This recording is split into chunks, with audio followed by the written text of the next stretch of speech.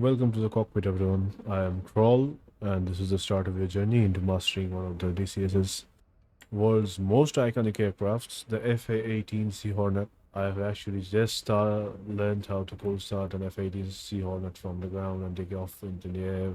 So I'm going to show you the bare bones basics to get it off the ground. Alright, let's start the procedure now. First, we're going to turn on the battery by right-clicking it and put it in test mode.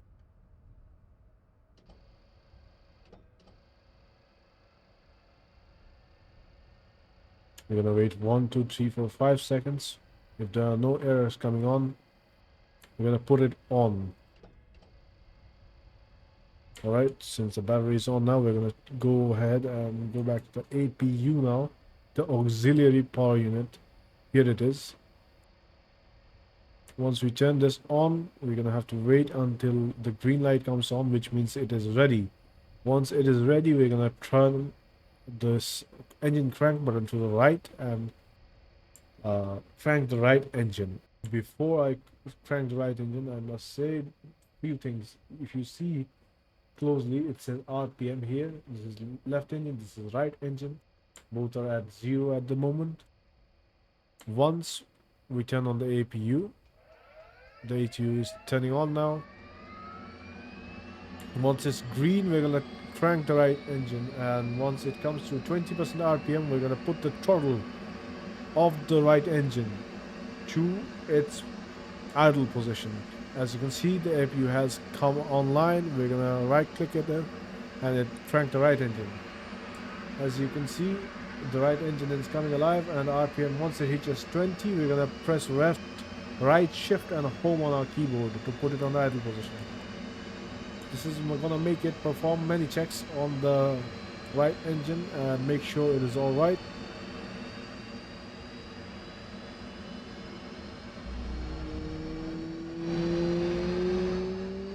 What you're going to now do is close the canopy so there's not this much noise coming in. For that, we have to hold Control plus C. Roll left, roll left. Flight controls, flight controls.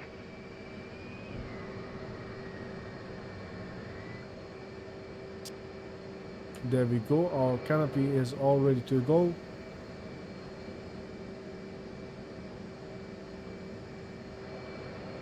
Now, at this point in time, what I'm going to do, turn on all the cockpit lights, because I cannot see for some reason anything. It's too dark for me. And what I'm going to do is put the INS and the grind mode since we're on the ground, and this is going to start the alignment process. We're going to put our radar on operate. And now what we're going to do, since it has reached 60 RPM on the right engine, we're going to do the same process on the left engine. We're going to crack the left engine now. Once it reaches 20 RPM, we're going to press right alt and home on our keyboard to put the left throttle on the idle position. It has reached 20 RPM, right alt, home. And this is on the idle position now. It's going to perform the same checks on the left engine now. Once that is done, what you're going to do now is make sure the OBOGS button is on, and we're going to come back here. We're going to turn on our HUD, the heads-up display, and the HMD, the helmet mounted display. This button, this knob is for the HUD, the heads-up display. I'm having a bit of an issue turning this on. I'm sorry about this. This will come on in some time. And I'm going to turn on the HMD.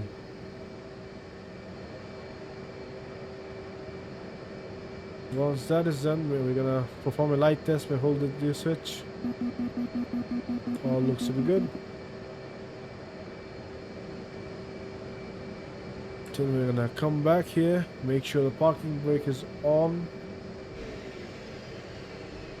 We're going to put this on the field mode. We're not on an aircraft carrier. We're not on an aircraft carrier. We're going to put this in the hook bypass on field mode.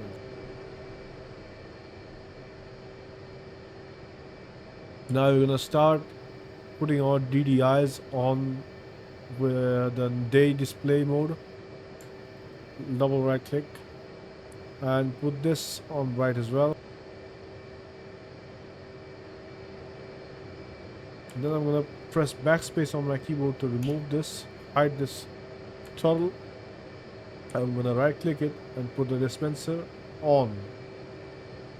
And I'm gonna put the ECM on standby. As you can see, our HUD, the heads-up display, has come online. And if you look around, you can see the helmet mounted display, the HMD that we turned on, has come online as well. We're gonna turn this knob, the bleed air knob, 360 degrees. We're gonna right click it until this arrow comes all the way around. So we're gonna right click this knob 1, 2, 3, 4 times. This is gonna perform the bleed air test. Now we're gonna start the fire test on the engines. We have to perform the fire test A and fire test B on the engine to make sure everything is all good. To perform this, we're gonna first right click this Engine and fire hold left. Engine until fire left. they keep speaking fire and right. end the dialogue. Engine fire As you right. can see, everything has come APU on fire. and they are performing the APU test. fire. Bleed air left. Bleed air left. Bleed air right. Bleed air right.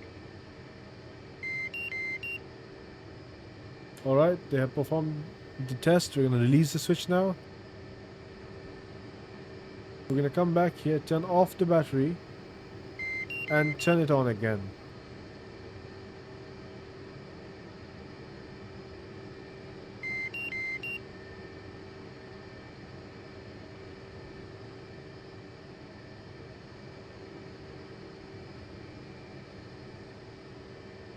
Once that is done, we're going to perform fire test B. Hold Engine the fire switch. left. Engine fire left. Engine fire right. Engine fire right. APU fire. APU fire. Bleed air left. Bleed air left. Bleed air right. Bleed air right. Alright, the test is done. It seems everything is okay.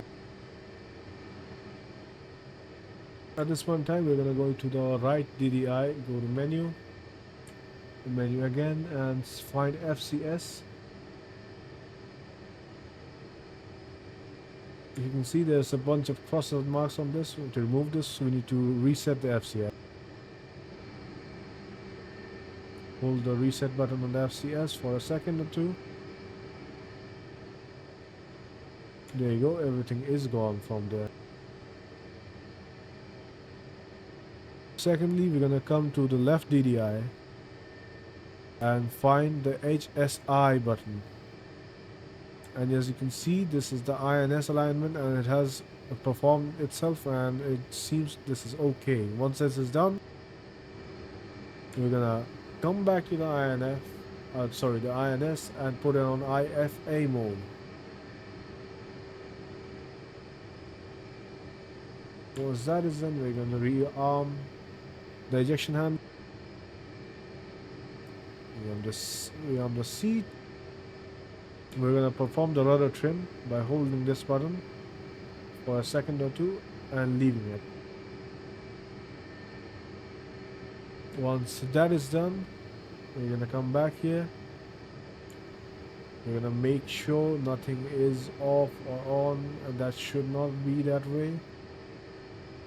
We're gonna come back here, turn this knob. This is our radar altimeter. We're gonna turn this on.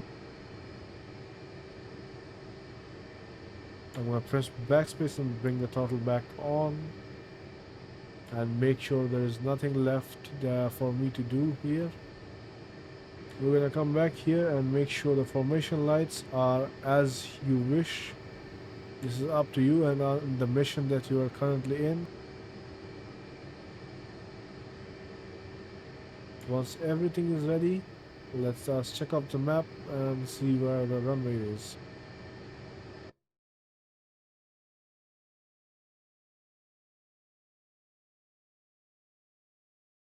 as you can see, this is our aircraft. You have to go left and take a right along the runway.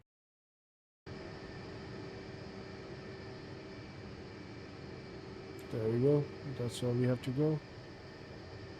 Now, a few things are going to happen very fast, so let me tell you this. W is for wheel brakes. And as you can see, if you press S, the NWS system comes on. Make sure there is NWS system, and when you turn your radars, actually the radars left and right, the plane moves. See, it does actually move when you put this on. What we're going to do at this point in time is release the parking brake.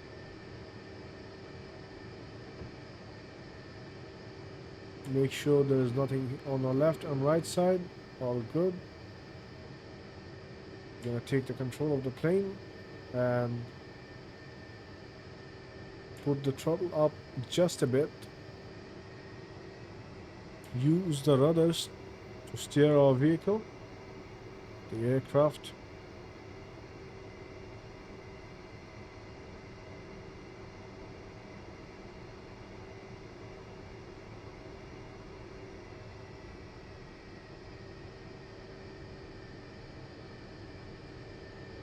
Make sure you taxi at a very slow speed.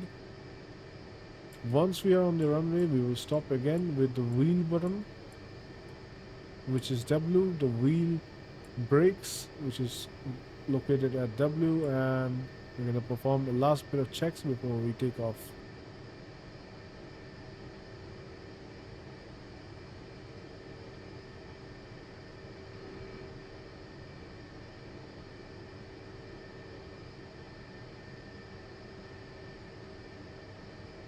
Align yourself down the runway slowly and steadily, and press W to stop the aircraft.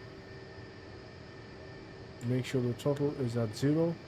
Alright, after taxiing, this is the stage where we finally get to take off. Make sure you check the flaps and the rudder controls to make sure they are working. Flaps working. Rudder controls working. There we go. On the right wing, flaps working. Rudder controls working. There we go. And this is the point where we start the actual takeoff procedure. What we are going to do is put the throttle to such a position that we get the RPM of both engines at 90. This is 64 now, as you can see. Once we get 90 on both engines, we push it a bit past that while holding the wheel brakes with W.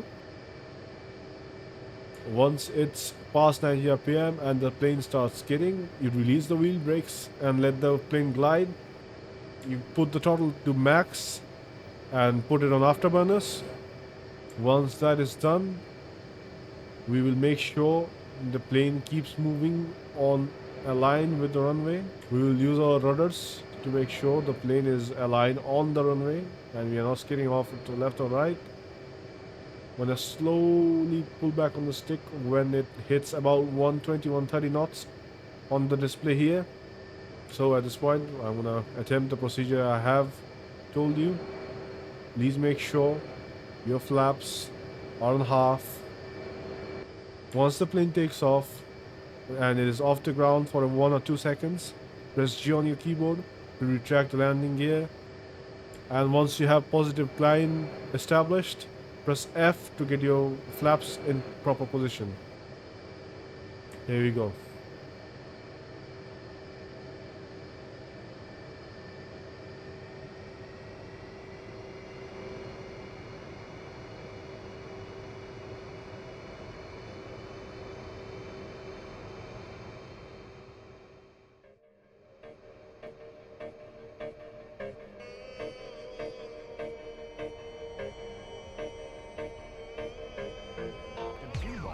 A attack orders were issued to treat the Iraqi army like a snake, by first cutting off its head and then killing it.